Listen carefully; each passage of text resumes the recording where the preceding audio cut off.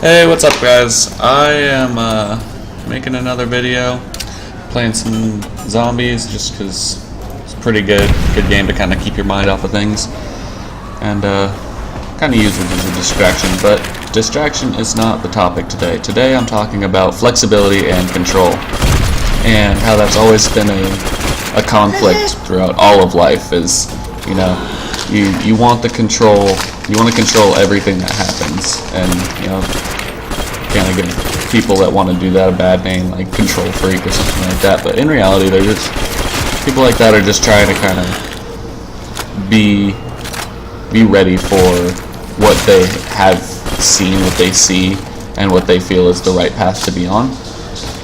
But the reason they get a bad name is because they usually don't have much flexibility in their plans. And flexibility is a big part in a plan because you can't expect every detail of your plan to go through and work and that kind of thing. And so with flexibility, you can kind of it lets you keep your plans, but it lets you also quickly switch to another plan, kind of like a backup plan with less details, which I like to do that a little bit more, just because I expect plans to fail. You know, if you expect a plan to fail and it doesn't, then you know that's awesome. You did something right. But go draw. But if you expect a plan to fail and it doesn't, that's really good. That's, you know, you planned properly. You know, everything worked out. The cards were in your hand. Cards were in your favor. But sometimes that doesn't happen. And when that doesn't happen, you've got to be able to just, you know, kind of think on your feet, improvise, adapt, and overcome, as Clint Eastwood said in Heartbreak Ridge. You got to be able to switch your plan. And so those are some of the harder things to do, especially for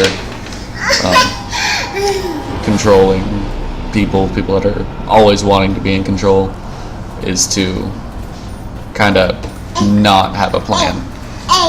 And you know, if it doesn't work out, like I planned on making this video yesterday, like making it, uploading it overnight, and then possibly making a new one today. But that didn't happen because, you know, buddy came over, we had dinner, we watched a movie, we just had a hangout night. And you know, since I didn't get to record that, I was like, alright, I'll just record it in the morning while I'm taking care of my daughter. And yeah, so if you do hear anything like you have, that is my daughter. And yeah, so that was kind of a small example of flexibility. But that's kind of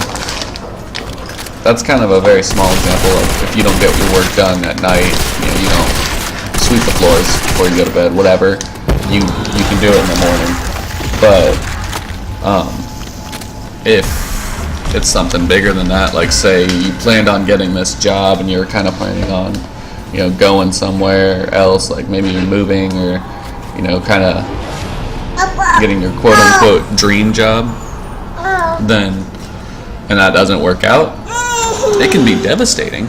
But you know, it doesn't have to be the end of the world. You can be flexible and kind of figure out what you can do about it, and kind of make a new backup plan as you're going. Like, you got to think on your feet, obviously, but you know, you just got to hope, and you know, if you're into it, you hope and pray that everything's going to work out properly, everything's going to kind of come full circle, and more often than not it will.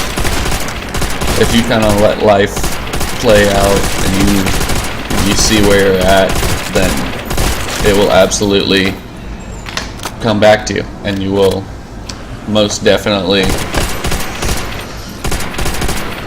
you'll persevere is a good word for it. You'll persevere eventually. You know, it might take longer than you thought. You might not be doing exactly what you thought you'd be doing, but you will be doing it eventually. Because if it's something you want to do, it's something you're gonna do. And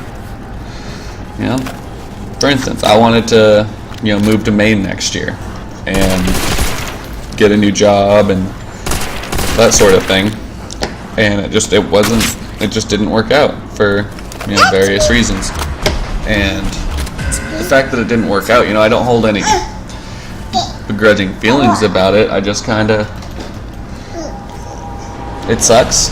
It kind of really sucks that my plan failed. But again, I've got to be flexible and know that maybe it just wasn't the right time. Maybe in a few years I'll be able to go and move there and live there.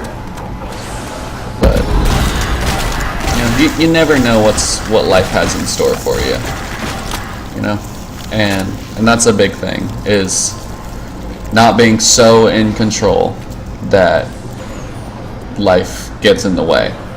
You can't let life get in the way. You kind of got to ride that wave, so to speak. And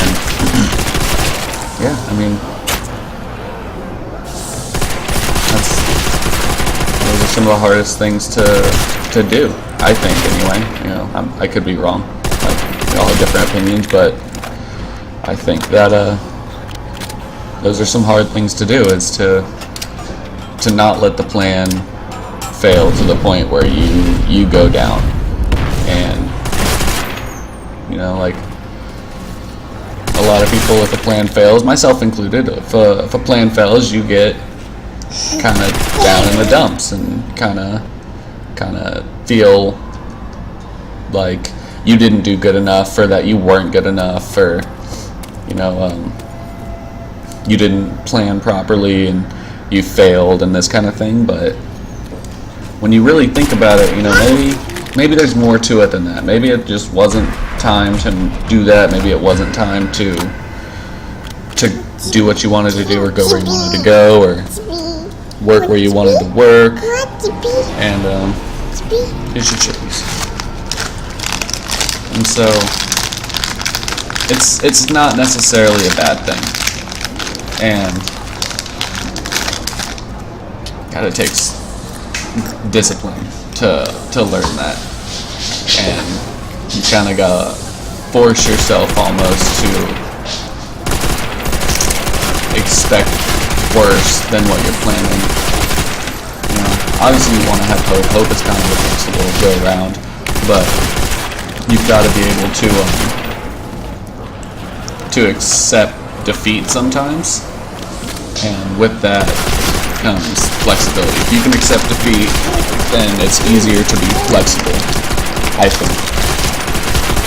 Which, accepting defeat is never the answer, but you can, if something isn't working out, it's not working out, come back later. You might lose the first time, second time, third time, but if you keep at it, you will eventually win and persevere. Thank you. But, yeah, so I guess that's kind of really all I have to say about that. And thanks for watching. I'm going to spend the morning with my daughter.